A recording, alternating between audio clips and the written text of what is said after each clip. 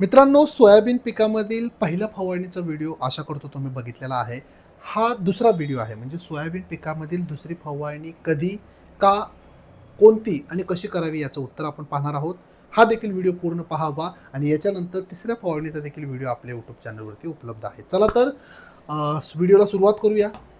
नेहमीप्रमाणे तुम्हाला माहीतच आहे, आपल्याकडे कापूस, सोयाबीन, गहू, हरभरा, कांदा, कोथिंबीर, खरबूज, कलिंगड, ऊस आणि केळी पिकाचं देखील शेड्यूल उपलब्ध आहे. शेड्यूल म्हणजे काय, की याच्या PDF आपल्याकडे उपलब्ध आहे, ज्याच्यामध्ये तुम्हाला लागवड ते काढणी त्या पिकाची सर्व माहिती मराठीमध्ये अगदी सोप्या भाषेमध्ये दिलेली असते. हे खरेदी कसं करायचं? डिस्क्रिप्शन बॉक्समध्ये याच्या सर्व लिंक्स आहेत, ते तो जा, ऑनलाईन पेमेंट करा. ऑनलाईन पेमेंट केल्यानंतर पुढच्या 10 मिनिटामध्ये हे शेड्यूल म्हणजे याची PDF तुम्हाला WhatsApp नंबरवरती पाठवण्यात येईल. सर्वात महत्त्वाची गोष्ट, जे शेतकरी PDF खरेदी करणार आहेत त्याच शेतकऱ्यांना WhatsApp नंबरवरती त्यांचं पीक निघेपर्यंत माझा सल्ला देखील मिळणार आहे. म्हणजे प्रश्न तुम्ही विचारा, पिकाचे फोटो पाठवा, मी वैयक्तिक त्यांना त्या ठिकाणी उत्तर देणार आहे. अतिशय महत्त्वाची गोष्ट आहे. एकदा शेड्यूल नक्की खरेदी करा.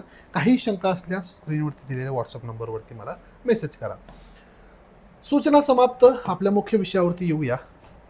मी नेहमी सांगतो की सोयाबीन हे अतिशय महत्त्वाचं पीक आहे खरीप हंगामातलं आणि कमाई करून देणारं पीक या ठिकाणी संबोधलं जातं. पण चांगलं उत्पादन घेण्यासाठी केवळ पेरणी पुरेशी नसून कीड, रोग नियंत्रण, फुलोऱ्याची देखभाल आणि खत व्यवस्थापन देखील तितकंच महत्त्वाचं आहे.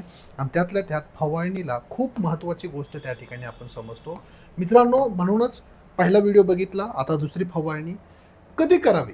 फवारणीची वेळ जर आपण पाहिली तर पिकाला बघा, मी दिवस का आवर्जून सांगितलेले नाहीत.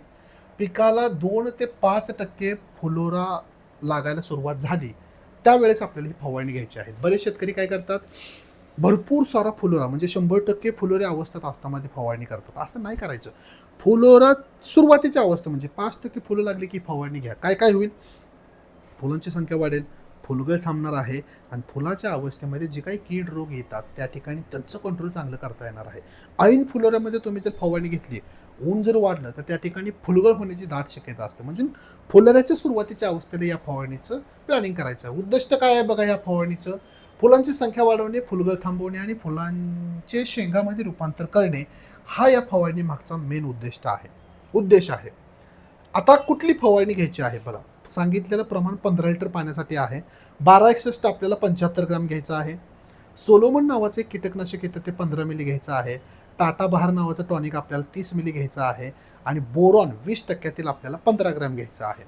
ढगाळ वातावरण असेल, पाऊस येण्याची शक्यता असेल, दव पडत असेल तर 100% त्या ठिकाणी तुम्ही स्टिकर मिश्रा 7 ते 8 मिली. सर्व प्रोडक्ट 15 लिटर पाण्यासाठी एकत्र करून त्या ठिकाणी तुमच्या पिकावरती फवारणीसाठी वापरणं तुम्हाला गरजेचं आहे. आवश्यकता असेल तर याचा स्क्रीनशॉट काढून घ्या. मित्रांनो, ह्या फवारणीचं प्लॅनिंग करताना काही गोष्टीची काळजी देखील तुम्हाला घ्यायची आहे. कुठली काळजी आहे? सर्व लिहिले तरी देखील तुम्हाला सोप्या भाषेमध्ये सांगतो. फवारणी सकाळी 11च्या आत, सायंकाळी 4च्या नंतर घ्या.